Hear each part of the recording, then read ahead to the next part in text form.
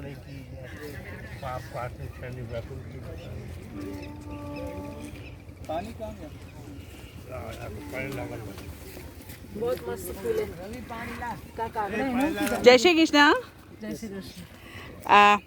आपसे जानना चाहेंगे, आज आप यहाँ आए और वृक्षारोपण किया, यमुना मिशन के कार्यों का अवलोकन भी किया, और आपने बम्बई में जो काम किए हैं जी क्या नाम है वो बताएंगे ना हम ना। हाँ। तो आपसे जानना चाहेंगे यमुना मिशन के कार्यों के संदर्भ में आपके विचार और आपके पूर्ण परिचय के साथ। मैं डॉक्टर शुभा राहुल हूँ, मुंबई की भूतपूर्व मेयर।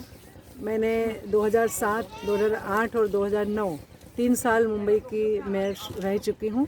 और मेरे कार्यकाल में भी मैंने एनवायरनमेंट से जुड़ी सभी बातों को महत्व दिया था, और उसमें एक था नदी संरक्षण। जी हमारी मुंबई में जी दहीसर नदी है, पोईसर नदी है, मीठी नदी है, ओशिवरा नदी है। इन सभी नदियों को एनक्रोचमेंट होने के कारण और जगह जगह पे जो केमिकल के कारखाने रहते हैं उसका जल छोड़ा जाता है, उसके कारण बहुत सा प्रदूषण हमने देखा।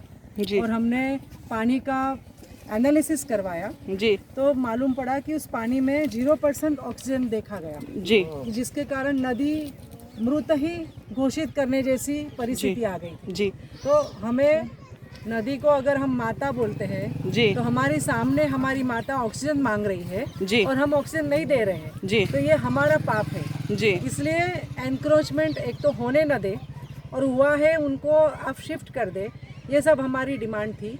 और हमने बहुत कोशिश की, अब अच्छी तरह से बहुत जगह पे हमने एनक्रोचमेंट हटा दिए हैं, नदी को अच्छा स्वरूप दिया है, हमारी कोशिश जारी है।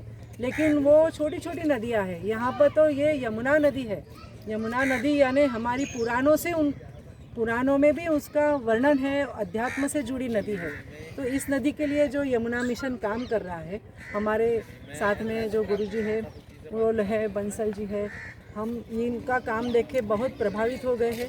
क्योंकि पूरी भारत माता नहीं, पूरे विश्व में गंगा, यमुना, सरस्वती, गोदावरी, इन नदियों का विश्व माता की तरफ की नाम से हम जानते हैं।